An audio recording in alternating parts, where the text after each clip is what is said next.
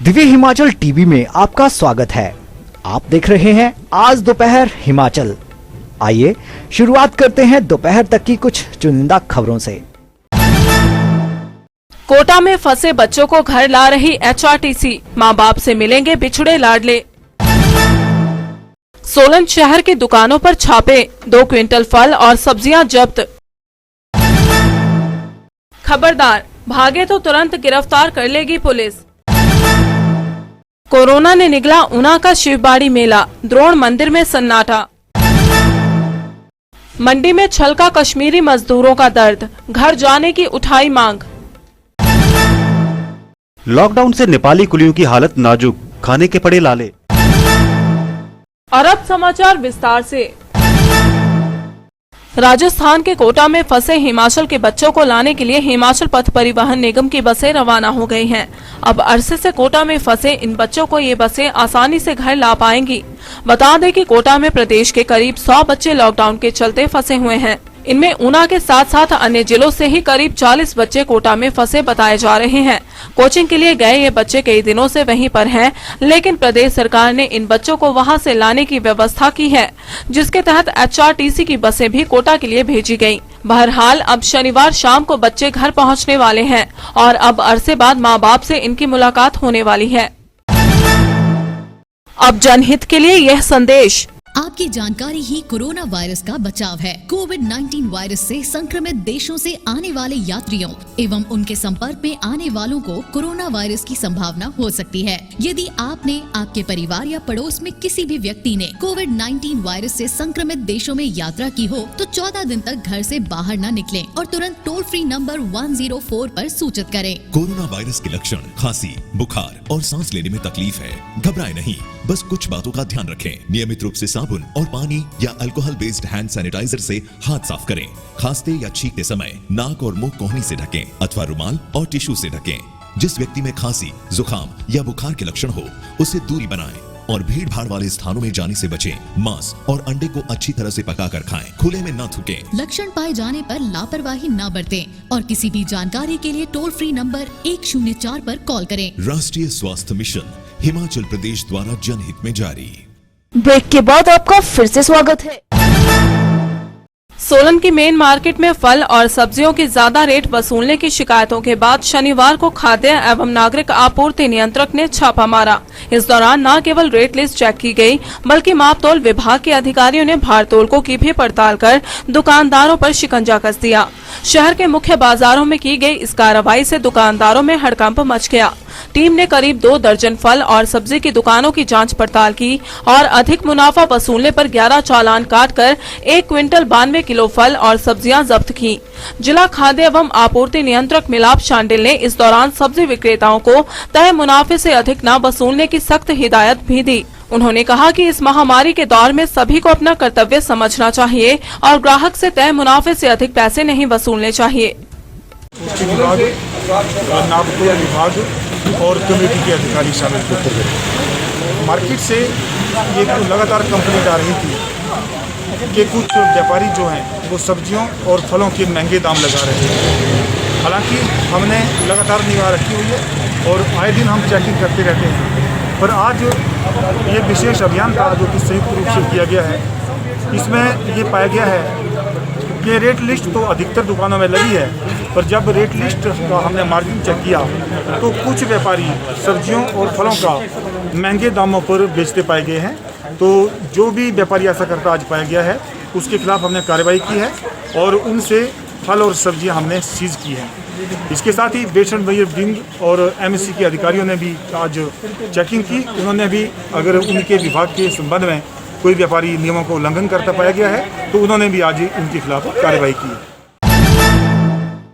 Lockdown के बीच हमीरपुर के सुजानपुर में फंसे कश्मीर के लोगों ने घर जाने की मांग उठाई है।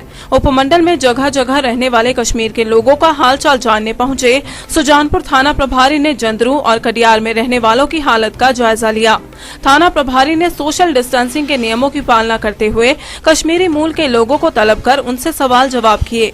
थाना प्रभारी ने कहा कि जम्मू कश्मीर के रहने वाले लोग यहां से भागने की हरगिज कोशिश न करें। प्रदेश के हर मोड़ पर पुलिस का सख्त पहरा है।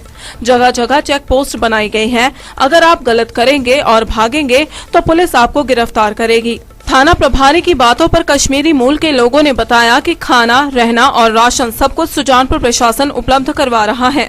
स्थानीय लोग भी मदद कर रहे हैं, लेकिन घर कब जाएंगे, हमें बस यही चिंता सता रही है। थाना प्रभारी सुभाष शास्त्री ने कहा कि प्रदेश में हालात पहले से बेहतर हो रहे हैं।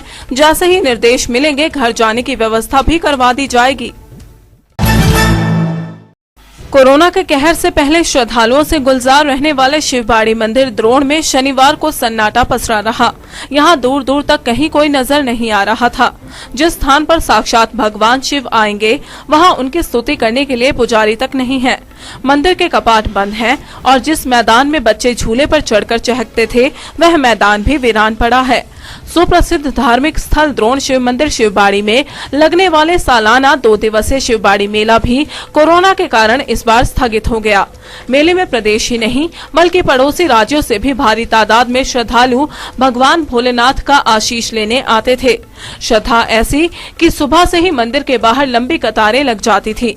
लेकिन कोरोना महामारी ने ऐसी दहशत फैलाई कि प्रशासन ने इस बार लॉकडाउन के चलते मेले के आयोजन की अनुमति नहीं दी। बताया जाता है कि द्रोणाचार्य की बेटी यज्ञाति की भक्ति से खुश होकर भगवान भोलेनाथ बाल रूप में यहां आकर उनके साथ क्रीड़ाएं करते थे और एक दिन गुरु द्रोणाचार्य जी ने उन्हें पहचान लिया। जब यज्ञाति को इस बात का पता चला तो उसने भगवान से यहीं रहने की जिद की, जिस पर भगवान भोलेनाथ ने अपने हाथों से यहीं पवित्र शिवलिंग की स्थापना कर इसी दिन हर साल यहाँ आने का वचन दिया। वह दिन बैसाखी के बाद आने वाला दूसरा शनिवार था। तब से लेकर अब तक हर साल बैसाखी के बाद आने वाले दूसरे शनिवार को यहाँ मेले का आयोजन किया जाता है। शिव मंदिर ट्रस्ट के ट्रस्टी सरबजीत सिंह का कहना है कि 1835 के बाद ऐसा पहली बार हुआ कि यहाँ आयोजित होने वाला मेला स्थगित करना पड़ा। मंदिर के सहायक आयुक्त एवं एसडीएम विनय मोदी का कहना है कि मेला स्थगित करना दुखद है, लेकिन कोरोना के चलते यह निर्णय लेना पड़ा। ये पहला मौका है कि हमारा जो शिवबाड़ी मेला अमोटा में लगता था जात्री का, ये 1835 एज पर रेवेन्यू रिकॉर्ड 1835 से लेके 2020 तक ये फर्स्ट टाइम है कि जो मेला नहीं मनाया जा रहा है। क्योंकि इस टाइम जो बीमारी फैली हुई है पूरे भारत में, पूरे संसार में, इसको देखते हुए ये सरकार ने जो डिसीजन लिया है, इसके कारण ये मेला नहीं हो रहा है। और इसके लिए जो सरकार कर रही है, जो सरकार इसके बारे में सोच रही है, जो मंदिर सब बंद किए हैं, ये बहुत अच्छी बात है। नहीं तो ये महामारी और ज़्यादा फैलती। और ये हम अपने इस एरिए के सभी लोगों को ये बताते हैं कि अगली बार इसको हम और थोड़ा जोर जार से मनाएंगे। इसमें कोई ऐसी बात नहीं है, इसको बिल्कुल लाइटली लें, क्योंकि जिंदगी, इंसान की जो जिंदगी है वो ज़रूरी है, ना कि मेला ज़रूरी है। तो इसको लेके हम लोगों ने भी इसके बारे में कोई ज़्यादा वो नहीं किया। यही हमारी गांव वासियों से, प्रदेश वासियों से और सभी से ये हमारी वो है कि ये इसको हम इसलिए नहीं मना रहे। इससे पहले भी कभी ये मेला रुका है ऐसे? नहीं। मैं गगरेट के सभी निवासियों को आज यहाँ पर शिवबाड़ी स्थल में जो मेला होता था बैसाखी के बाद, उसके लिए मैं आप सभी को बधाई देता हूँ, शुभकामनाएं देता हूँ। ऐसी मान्यता है कि गुरु द्रोण की पुत्री यज्ञाति को भगवान शिव ने एक आशीर्वाद दिया था कि बैसाखी के दूसरे शनिवार हर साल वो यहाँ उपस्थित होंगे किसी न किसी रूप में और अपने भक्तों को आशीर्वाद देंगे। उसी के उपलक्ष्य में इस मान्यता को मानते हुए ये मेला हर साल लगता है। लेकिन इस बार कोरोना वायरस के संक्रमण के डर से लगे हुए कर्फ्यू, जो कि करीब 1 माह से लगातार जारी है, इस बार पहली बार ये मेला नहीं मनाया जा रहा है। ये बड़ा दुख का विषय है, लेकिन सामाजिक जिम्मेदारी निभाते हुए आप सभी लोगों ने अभी तक प्रशासन की मदद की है और आज भी हम मेला नहीं बनाएंगे। आप सभी से अपील करता हूँ कि आप अपना दायित्व आगे भी निभाते हुए घर में रहेंगे और सुरक्षित रखेंगे अपने आप को, अपने परिवार को। और आप सभी को फिर से इस मेले की मैं बहुत बहुत बधाई देता हूँ। शुक्रिया, धन्यवाद। जय हिंद, जय हिमाचल। शिमला से कश्मीरी मजदूरों के अपने घर रवाना होने के बाद अब मंडी में रहने वाले कश्मीरियों ने भी झंडा बुलंद कर दिया है। मंडी में रहने वाले ये मजदूर भी घर जाने के लिए प्रशासन के द्वार पहुंच गए। मंडी शहर व आसपास से शनिवार को उपायुक्त परिसर के पास एकत्रित हुए 150 के लगभग मजदूरों ने प्रशासन से उन्हें घर भेजने की गुहार लगाई है। इन लोगों का कहना है कि प्रशासन उन्हें लखनपुर बॉर्डर तक जाने की अनुमति दे और जिस तरह से शिमला से बसों में मजदूर भेजे गए उसी तरह यहां से भी सभी को घर भेजा जाए। इस बार जम्मू कश्मीर से इन मजदूरों के प्रतिनिधि प्रशासन से भी मिले हैं, लेकिन अभी तक इन्हें घर जाने की मंजूरी नहीं मिली है। आइए सुने क्या कह रहे हैं मंडी में फंसे जम्मू कश्मीर के मजदूर। मोहम्मद रशीद, हम जम्मू कश्मीर डिस्ट्रिक्ट पुंछ के रहने वाले हैं सर। हम यहाँ दिसंबर महीने से काम करने आए थे, तो यहाँ लॉकडाउन की वजह से हम बंद हो गए सर। आज 35 दिन हो गए बैठे, तो हमने रिक्वेस्ट की है जनाब जयराम ठाकर साहब से और अनिल शर्मा साहब से, SDM साहब से, DC साहब से कि राय करम हमारा रमज़ान का महीना भी अब चल रहा है सर, तो हमारे लिए कोई गाड़ियों का प्रबंध करके, आज हमारा पहला रोज़ा जो है वो शुरू है, तो हमें यहाँ से कोई गाड़ी का प्रबंध करके यहाँ से अपने स्टेट तक लखनपुर तक हमें यहाँ से भेजा जाए।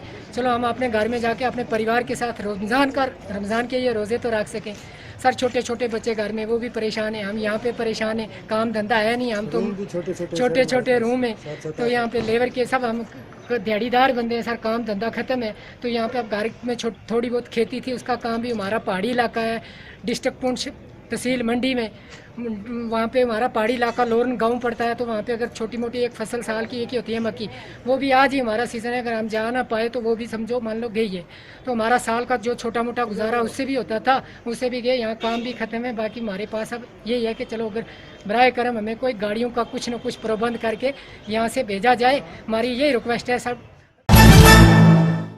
कोरोना लॉकडाउन के 1 महीने के बाद सिरमौर में प्रवासी कामगारों की हालत अब नाजुक होने लगी है। नेपाल से आकर कई साल से कुली का काम करने वाले मजदूरों को अब खाने के लिए कड़ी मशक्कत करनी पड़ रही है। पिछले 1 महीने से जिला मुख्यालय नाहन में लॉकडाउन के बीच बंद पड़े कामकाज की मार सबसे ज्यादा इन्हीं नेपाली मजदूरों पर पड़ी है। दिल्ली गेट और बस स्टैंड पर बसों से सामान उतारने और चढ़ाने वाले मजदूर अब खाली सड़कों को निहार कर 2 वक्त की रोटी के लिए तरस कर रह गए हैं। परिवार के भरण पोषण के लिए घर छोड़कर कस्बों में काम की तलाश में आकर मजदूरी करने वाले ये मजदूर अब अपना खुद का पेट भरने के लिए तरस रहे हैं। इन कामगारों को नाहन शहर के समाज सेवियों ने खाने का इंतजाम किया है, पर परिवार की चिंता के कारण अब ये खून के आंसू बहाने को मजबूर है। बताया जा रहा है कि कई कामगार तो पिछले 6 माह से घर ही नहीं जा पाए हैं। ऐसे में उन्हें परिवार के साथ साथ उधार लिए पैसों को चुकाने की फिक्र सताई जा रही है। आप लोग कामगार हैं, मजदूरी का काम करते हैं, कहाँ से हैं? हम नेपाल से। नेपाल से हैं। तो जैसे ये लॉकडाउन चला है, दुकानें समय समय पे ही खुल पा रही हैं कर्फ्यू के छूट के दौरान, तो इस दौरान किस टाइप से 1 माह से किस टाइप की समस्या और किस टाइप से आप गुजर बसर कर पा रहे हैं? हमारे तो ऐसे क्या खाना था, 1 महीने 1.5 महीने हो गए बंद हो रहा, बस कोई 2 किलो दे रहे, कोई 5 किलो दे रहे, कोई 1 किलो दे रहे, कोई कहीं होटल से मंगा लगा रखे, ऐसे गुजरा चल रहा है। 1 घंटे आते थे यहाँ घूमने घामने में, बस बांधते लॉकडाउन हो गया, ऐसे गुजरा चल रहा है। कुछ काम तो है ही नहीं, सारा 1.5 महीना लग होने लगे, ऐसे चल रहा है। हमारा खाना ना खुना ऐसे ही, हम भी परेशानी में बहुत बुरी, ना घर जाना मिल रहे ना कुछ मिल रहे। भाई होटल से दे रहे बंदे, कोई कुछ बात है, कोई किसी के पास काम कर रहे थे पहले, अब उसी जगह कोई 5-10 किलो बेचारा ऐसे बोले तुम्हारे पास खाने खुने आया, बोले इस तरह 5-10 किलो इस तरह दे रहे, ऐसे गुजरा चल रहा है हमारा, बाकी कुछ भी नहीं है। आपका नाम? हाँ जी, मेरा नाम उदय राम है। नेपाल से हैं? हाँ जी, नेपाल का है। कब आए थे घर से? घर से आ गया तो जी हो गया मेरे को लगभग 5 महीना हो गया। अच्छा, और आज से पहले जो स्थिति जब ठीक थी तो लगभग कितना कमा लेते थे और अब क्या स्थिति है? ऐसे जी मैं अब बराबर में उठा भी नहीं सकता, महीने के ऐसे 5,000-6,000 रुपया कमाता था। 2 महीने कमाया वो अपना परिवार को घर को भेज दिया। आजकल बहुत बुरी हाल है। ठहरने का, खाने पीने का महाराज आपने जीप से किसी से उधार लिया पड़ के, और मेरी कोई जान बन नहीं है, पहचान नहीं है, किसी ने दिया भी नहीं है। और जीप से किसी से बाबा जी हम दे देगा करके उधार लेके आया, ये लाला ये उससे भी उधार लिए रे खाया। आपका नाम? मेरा नाम नंदा राम है सर। आप कहाँ से हैं? हम सब नेपाल से हैं। अच्छा, क्या स्थिति चल रही है इस दौरान? स्थिति बहुत ही खतरा ही है, कोई काम कुम तो है नहीं, इससे भूखा मारने वाला काम हो गया ही।